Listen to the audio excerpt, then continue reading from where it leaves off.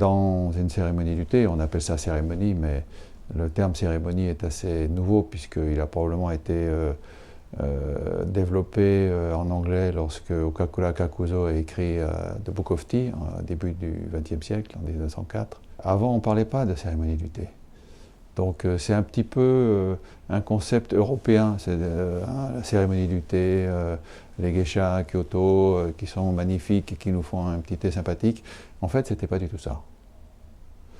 Donc là-dedans, la relation à l'autre, elle se crée au fur et à mesure de l'environnement que le teishu, c'est-à-dire celui qui fait le thé, met à disposition de ses invités. Et les invités se conduisent d'une certaine manière. Dans une cérémonie du thé, on essaye d'oublier son propre moi. En principe, on doit rentrer en s'accroupissant à travers une petite porte. Déjà, ça, c'est pour indiquer que tous les hommes sont égaux, quel que soit leur rang social.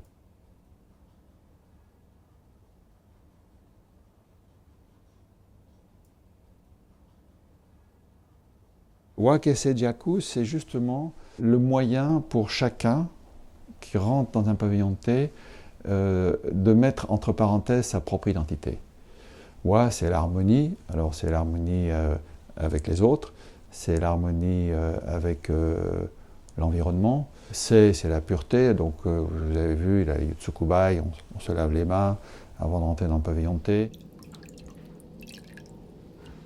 On traverse le loji, c'est-à-dire on traverse le jardin qui permet d'effacer les soucis qu'on peut avoir, ou qui devrait permettre d'effacer les soucis qu'on a. Ensuite, le teishu va nettoyer les objets qui sont parfaitement propres. Donc tout ça, c'est très symbolique, mais ça rappelle la nécessité de se purifier. Et tout le monde est mis au même rang dans ce domaine-là. Alors, wakese, harmonie, respect, pureté, sérénité. La sérénité, c'est probablement la résultante de tout cela. C'est-à-dire que quand on rentre dans un pavillon de thé, à l'époque, les samouraïs devaient laisser leur katana en dehors du pavillon. Maintenant, on doit laisser son téléphone mobile, l'éteindre et le laisser en dehors du pavillon. Donc, ce n'est pas le seul endroit où on fait ça. Mais ça fait partie de l'environnement, on se coupe du monde extérieur et on crée quelque chose de très particulier parmi les personnes qui sont là à ce moment-là. La calligraphie, c'est un petit peu le moteur de la réunion, c'est-à-dire que la calligraphie va donner le ton du choix qui a été fait par l'hôte pour ses invités. Alors là, celle-ci peut se lire Banri Ichiryu Tetsu, c'est-à-dire que celui qui veut aller loin doit se concentrer sur une chose et la faire avec force, c'est-à-dire avec continuité. Et c'est un peu le propre de la cérémonie du thé, mais pas seulement.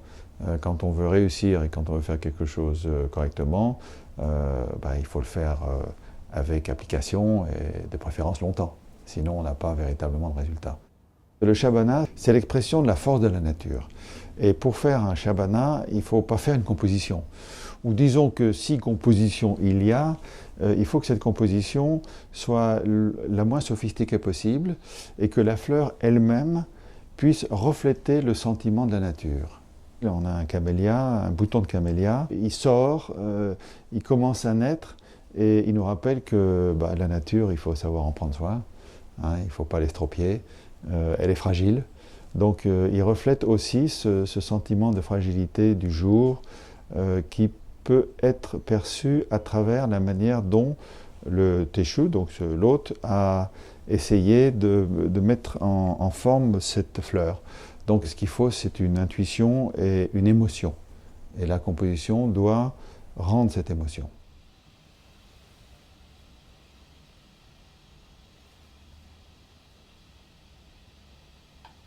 Cette purification permanente des objets, on les nettoie, on les renettoie, c'est pour dire on n'a jamais terminé finalement de faire les choses bien et il faut toujours se remettre dessus. C'est intéressant comme concept. La pâtisserie, elle fait partie de l'environnement du jour. Quand on est dans un pavillon de thé, au départ il est vide, on dispose de 2 ou 3 choses et ensuite des invités viennent. La pâtisserie fait partie de la nature, en ce sens qu'elle est le reflet de la saison. Donc on a des pâtisseries qui elles-mêmes renforcent cette idée du moment présent et de l'harmonie avec la saison, donc la nature.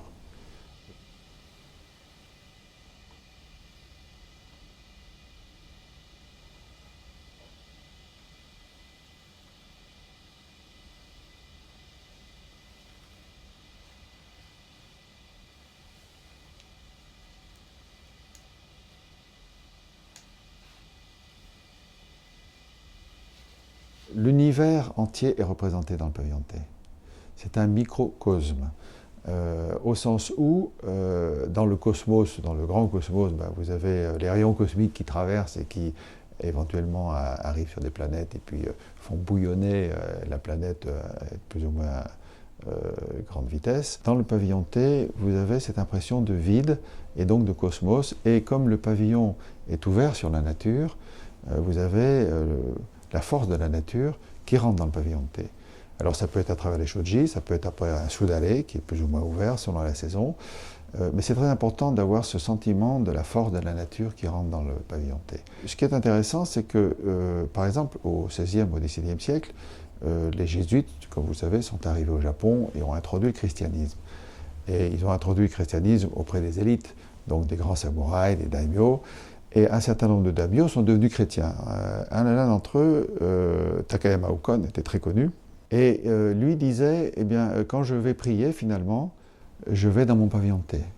Donc, si vous voulez, le lien entre le cosmos, les dieux, les kami-sama, il est là, il est ténu, mais il se produit probablement à travers la présence de ce vide et de cette force de la nature qui rentre dans le pavillon et qui donne peut-être le sentiment de cette force supérieure qui met en œuvre toutes les planètes, qui met en œuvre le système solaire, quelque chose qui nous dépasse.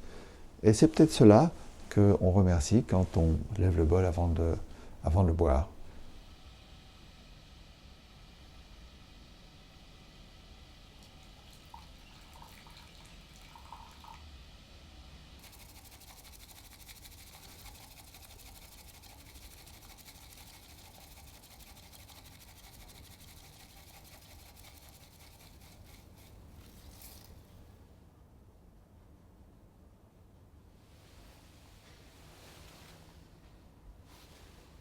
Si vous faites un geste et vous pensez à votre geste, vous ne pouvez pas faire autre chose.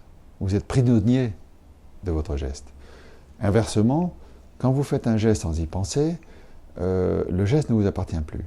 Donc il faut être ni dans l'un ni dans l'autre. Et la répétition qu'on a dans la cérémonie, l'art de répéter les katas, les enchaînements, comme on le fait d'ailleurs dans les arts martiaux, dans les autres arts martiaux, c'est pour arriver à prendre conscience, à se libérer de l'enchaînement des gestes. Il faut que ces gestes deviennent plus ou moins automatiques, mais ce qui est très important, c'est qu'il faut en garder la conscience. Et ça, c'est très difficile. Quand vous faites un geste automatiquement, vous pouvez penser à n'importe quoi d'autre. Mais quand vous pensez à n'importe quoi d'autre quand vous faites ce geste, vous n'êtes plus dans votre geste. Donc il faut arriver à se débarrasser de la nécessité du geste, tout en restant pleinement conscient du geste qu'on fait au moment où on le fait.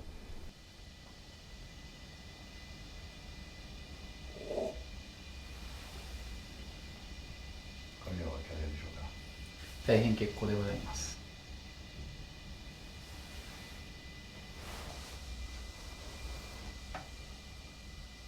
Quand vous faites un geste et que vous associez votre respiration à ce geste, vous êtes dans la force du cosmos.